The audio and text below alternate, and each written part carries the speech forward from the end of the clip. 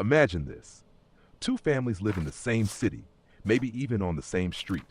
One family enjoys stability, good health care, quality education, and a growing savings account. The other is constantly juggling bills, skipping doctor's visits, and living paycheck to paycheck. This isn't fiction. It's the real growing divide caused by economic inequality.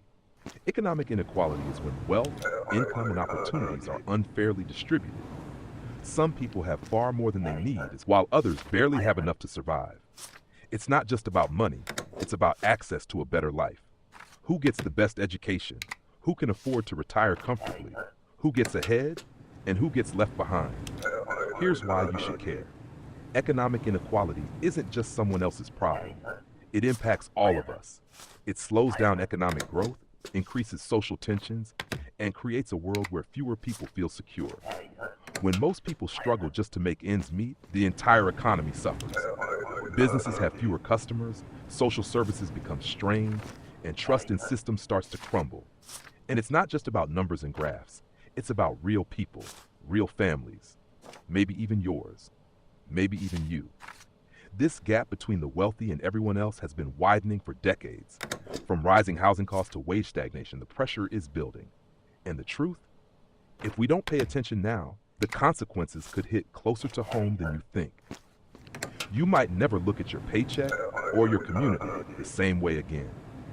You've probably heard that a rising tide lifts all boats.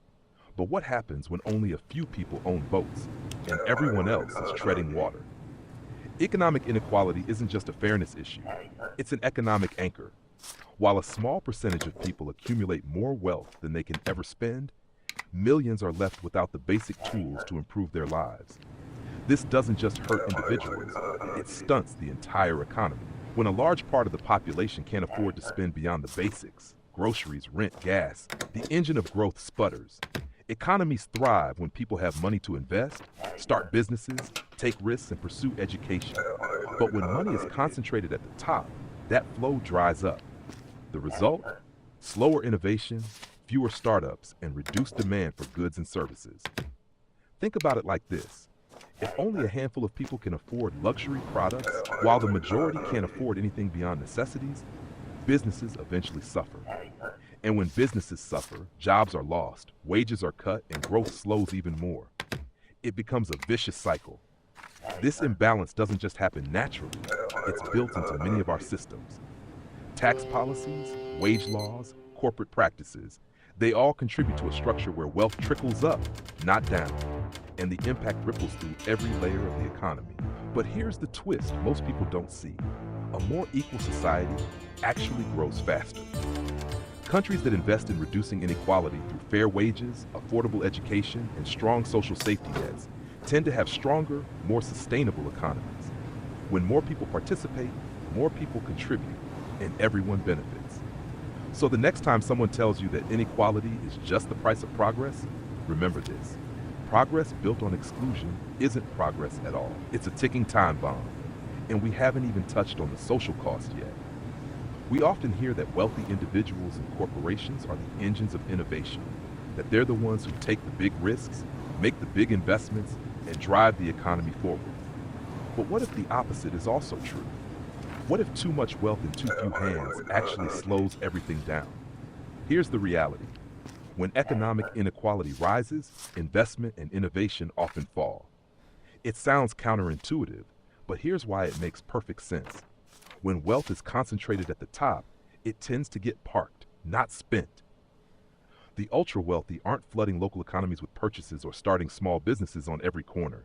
Instead, they invest in assets that mainly benefit themselves. Stocks, luxury real estate, offshore accounts. Their spending has little impact on job creation or grassroots innovation. Meanwhile, the middle and lower classes, the real drivers of demand and fresh ideas, are stuck in survival mode. When you're worried about rent, food, or medical bills, you're not thinking about launching a startup or developing a groundbreaking app. You're not investing in your education or your kids or anything long term. And that's where the real potential gets lost. Some of the best ideas in history have come from people who didn't start out rich.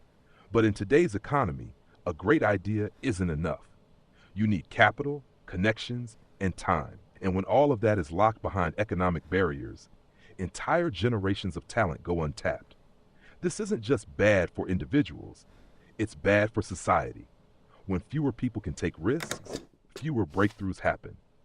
Innovation becomes something reserved for the elite, and we all miss out on the next big thing. Now think about the companies that do have the capital. Many of them aren't investing in innovation. They're buying back their own stock or automating jobs to cut costs. Instead of creating new value, they're protecting old wealth. So yes, inequality does hurt innovation. Not because people stop having good ideas, but because fewer people are given the chance to try. But this is just one layer of the problem. You can't always see it on the surface, but economic inequality is everywhere. It's in the neighborhoods we grow up in, the schools we attend, the healthcare we receive, and the trust we have in one another. When the gap between rich and poor grows too wide, it doesn't just create financial imbalance, it fractures the very society we live in. It breeds resentment, erodes hope, and chips away at the invisible glue that holds communities together. Take health, for example. In wealthier areas, people live longer, healthier lives. They have access to nutritious food, clean environments, quality healthcare, and time to care for themselves. Meanwhile, just a few miles away, people in lower income neighborhoods face shorter life expectancies, chronic stress, and preventable illnesses, all simply because they were born on the wrong side of the economic divide. It's not about genetics, it's about access. Now zoom out a bit. Inequality also crushes social mobility. The idea that anyone can rise up if they work hard enough. For millions, that dream is fading fast. The deck feels stacked, the ladder pulled up. When kids from low-income families can't get the same education or job opportunities, they're not just starting from behind, they're often stuck there, no matter how hard they try. And then there's something even more dangerous, the collapse of trust. As inequality rises, people begin to feel the system is rigged. And maybe it is. When some people play by the rules and still lose, while others seem to win no matter what, anger brews. Social divisions deepen. Racism, classism, political extremism, they all find fertile ground in an unequal society. The result? Less cooperation, more polarization, a society that feels less like a team and more like every person for themselves. This isn't just a theory, it's happening, right now, in our cities, our towns, our schools. And if it keeps growing, the consequences won't just be emotional.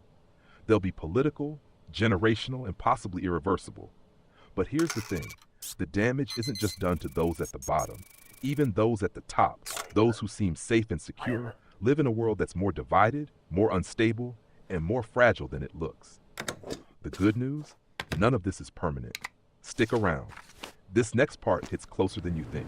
You might not always see economic inequality, but chances are you felt it.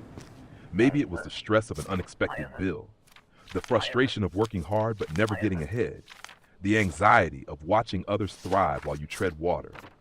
These aren't just passing feelings. They're the psychological shadows cast by a system that doesn't feel fair.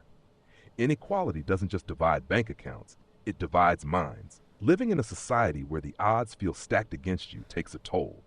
Studies show that people in more unequal societies experience higher levels of stress, anxiety, and depression. And it's not just because they earn less, it's because they feel less in control, less valued, and less hopeful about the future. And here's the kicker. The mental weight doesn't only fall on those struggling at the bottom. Even people with money and stability feel the effects. In a society obsessed with status and comparison, there's always pressure to keep climbing, to stay ahead, to never fall behind. It's a race with no finish line, and it wears everyone down. The psychological impact of inequality also shows up in how we view ourselves and each other. People begin to see wealth as a sign of worth and poverty as a sign of failure. But this mindset ignores the realities of unequal opportunities, generational disadvantages, and systemic barriers. It replaces empathy with judgment and community with competition. And as that gap grows wider, so does the sense of isolation. People stop trusting their neighbors. They retreat into bubbles, socially, digitally, and emotionally. Inequality doesn't just change how we live, it changes how we think, what we expect from life, and whether we believe we belong. But here's the hopeful truth. None of this is fixed. These feelings, this division, can be healed. We can build systems that lift people up instead of leaving them behind. We can choose policies and cultures that value mental well-being as much as financial success. The first step, seeing inequality not just in numbers, but in people's stories, their minds, their dreams, including yours. Because the most dangerous part of inequality is when we stop believing we can do anything about it. But what if you could?